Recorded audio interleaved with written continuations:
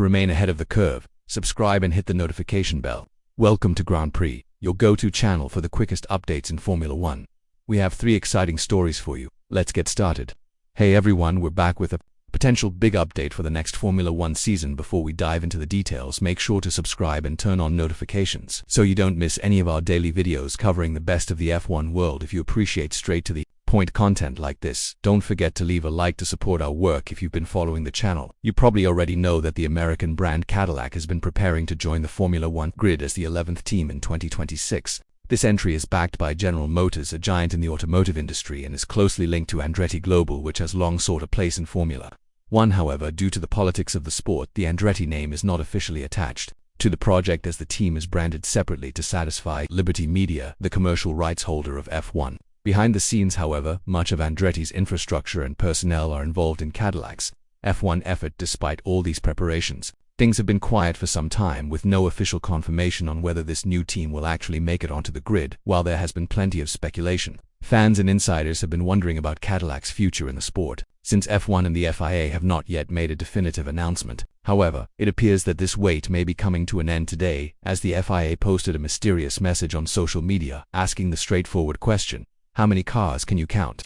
Alongside the post was a picture of an F1 race with 22 cars instead of the typical 20-car grid. Adding to the intrigue, the hashtag F126 was included, along with a pair of watching eyes emojis, teasing fans and fueling speculation that an official announcement about Cadillac's entry is imminent. This subtle but deliberate hint suggests that we may soon receive confirmation that 2 more cars will be added to the grid. After all, time is running out, and any new team must begin preparing for the upcoming season. Delaying this decision much longer could significantly impact Cadillac's debut, making their transition into Formula One even more difficult. With such a massive project on the line, the FIA and Formula One need to make their position clear soon. If Cadillac is indeed joining the grid, they must start testing, hiring personnel, developing their car, and integrating with the sport's logistics as soon as possible. A late confirmation could put them at a severe disadvantage in their rookie season. So now the big question remains: are you excited about Cadillac becoming the 11th team on the grid? Do you think adding to more cars will be a positive step for Formula One, or do you believe the current 20-car grid is the ideal format? Tell us what you think. Before getting into the specifics, make sure to subscribe and enable notifications so you don't miss any of our most recent F1 updates. If you appreciate this type of direct news, don't forget to like and support our efforts. We have a big update regarding the Formula One market that could have significant ramifications for one of the sport's biggest technical moves. It appeared simple at first when we reported a few days ago that Ferrari was trying to prevent Enrico Cardio, who has already signed a contract with Aston Martin and is anticipated to join the team later this year, from leaving early. According to reports, Cardio's contract included a 12-month gardening leave requirement, which would require him to take time off from Formula One operations before joining his new team. According to recent reports, Ferrari's legal action was not just about enforcing the gardening leave. It was also in response to suspicions that Cardio had already been sharing confidential Ferrari information with Aston Martin. If this is true, it would be a serious breach of contract, as the gardening leave is meant to prevent situations like this. At first, this move raised some questions, because if the clause was legally binding, why would Ferrari need to go to court to enforce it? Instead, new information has emerged that shows the situation is far more complicated than it initially appeared. The accusations suggest that Aston Martin may have gained access to Ferrari's latest technical knowledge, which could give them an unfair competitive advantage, since Cardio is a key figure in Ferrari's aerodynamic department. Any information he shared could be highly valuable, especially as teams begin preparing for the major regulation changes coming in 2026. At this stage, it remains unclear whether Cardio will face penalties for this alleged misconduct, or if this will impact his official start date at Aston Martin. As things stand, he is still expected to begin working with the team in July 2025 once his gardening leave officially ends. Until then, he is prohibited from having any direct involvement with Aston Martin's technical developments or sharing any proprietary knowledge from his time at Ferrari.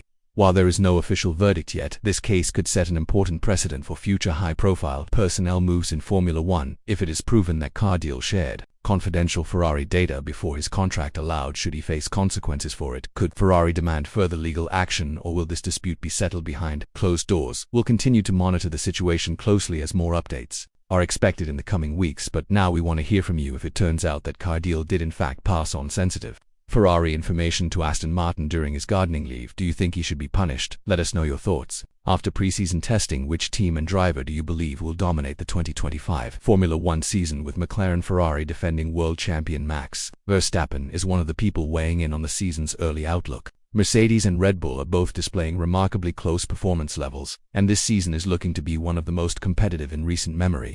Unlike previous years, there is no obvious frontrunner, making the first few races even more crucial in determining which team has the upper hand. Although he acknowledged that Red Bull's new car had some encouraging moments, the Dutch driver's assessment of the team's preseason performance was surprisingly cautious. He made it clear that the team still has a lot of work to do before they can confidently compete at the front. Verstappen's remarks allude to a dramatic change from Red Bull's recent dominance.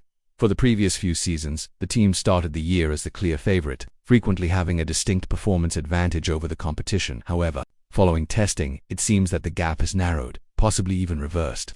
With the Australian Grand Prix, the season's opening race, just a few days away, Verstappen admits that it's still hard to predict the actual performance order because testing times can be deceptive because teams test different setups, run different fuel loads, and conceal their true pace. However, from Red Bull's point of view, we don't currently have the fastest car. This is a significant change from previous years when Red Bull usually began the season with a clear competitive edge. Now that McLaren, Ferrari, and Mercedes are all making significant progress, the struggle for dominance is far less foreseeable. Verstappen has good reason to be concerned. Long-term reliability and outstanding tire management have made McLaren's MCL39 stand out.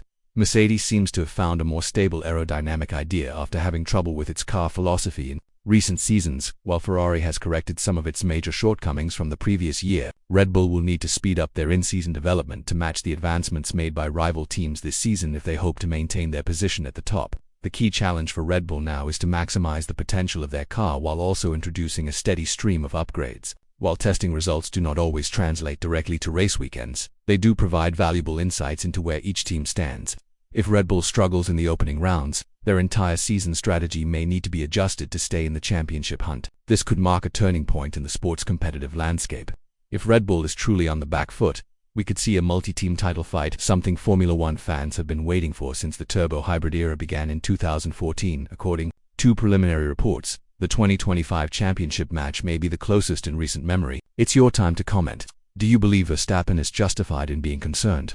His calm response suggests that he and Red Bull are aware of the growing competition and are getting ready for what could be the most demanding season of his career to date. Which team and driver do you think will emerge as the strongest challengers this season? Let us know what you think. Will Red Bull be able to regain their supremacy, or will 2025 be the year that another team finally overthrows the current champions?